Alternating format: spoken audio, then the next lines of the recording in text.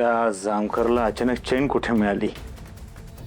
ती चैन तर लालीने तिच्या आईच्या उपचारांसाठी विकली होती, गहाण ठेवली होती.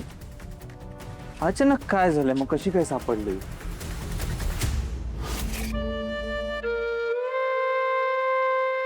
काय झालंय?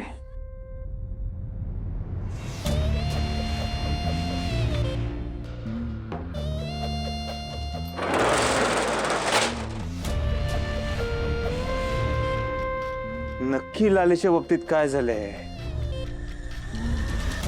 हे सगळं मला अडकवण्यासाठी कोणी करताय की स्वतः लालीच करतेय?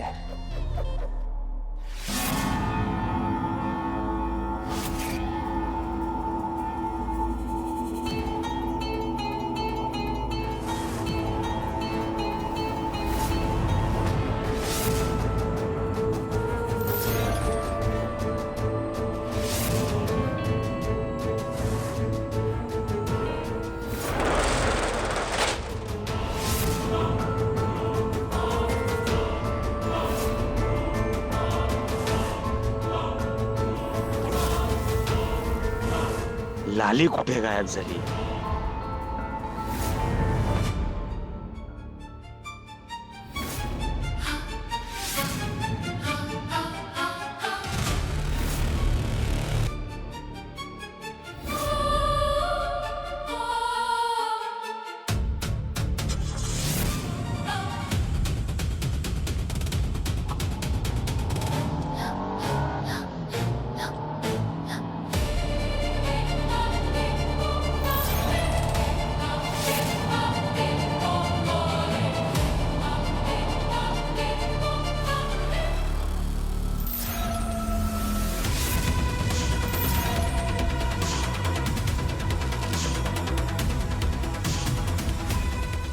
घुसणाऱ्या, अरे डोळं फुटलं का तुझं? हा, अरे दारू पिऊन रातच्याला गाडी चालवतो, माणसं मारतो का आता?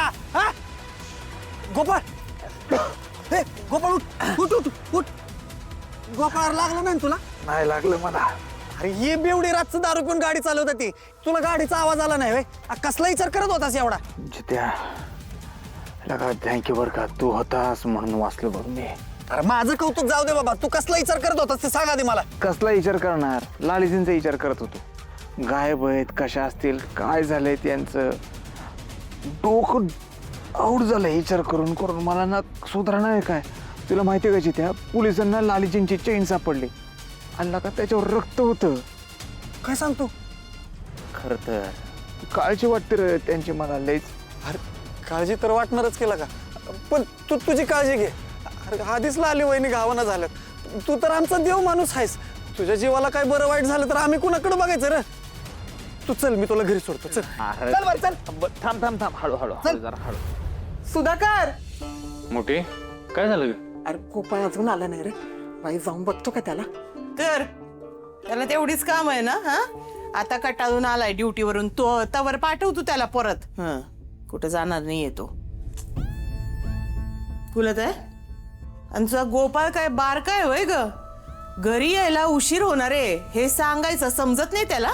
रंजे, मी तुला कितींदा सांगितलंय माझं तुझं करत जाऊ नगस म्हणून. हा, मी कवा तुला सुधाकर तुझा आहे म्हणून म्हटलंय का? फक्त दोन्ही पोरासनी मी माझंच मांडलंय ना. रंजी लयच बोलायला लागली आता. आणि यो घुम्या, त्या जामकर साहेबांनी काही सांगितलं की चाललं लगेच शेपटे हलवत माग माग.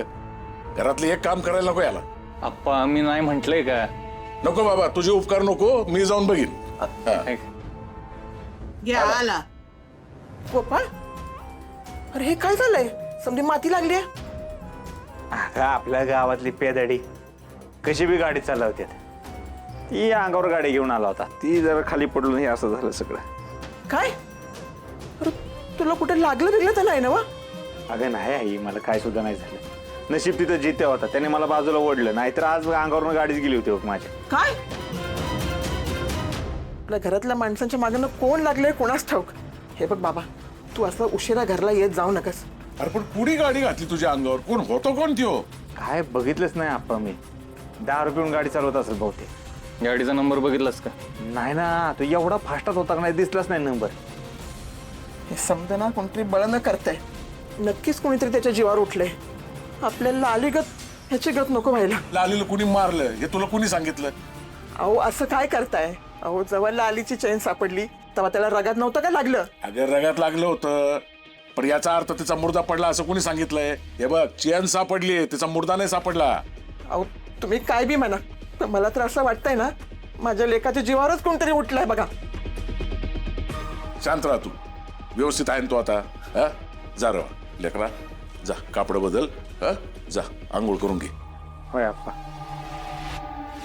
माझ्यावर सुद्धा जीवघेणा हल्ला झालाय हे जर मी त्या जामकरला पटवून दिलं तर मी त्या जामकरच्या संशयाच्या जाळातून सुटेन. देवीसिंग, जे घडलंय त्याचा फायदा करून घेतलाच पाहिजे.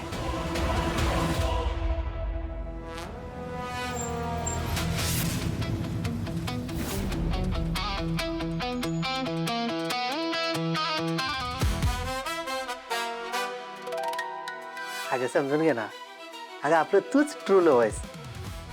हा? होय मग चावी.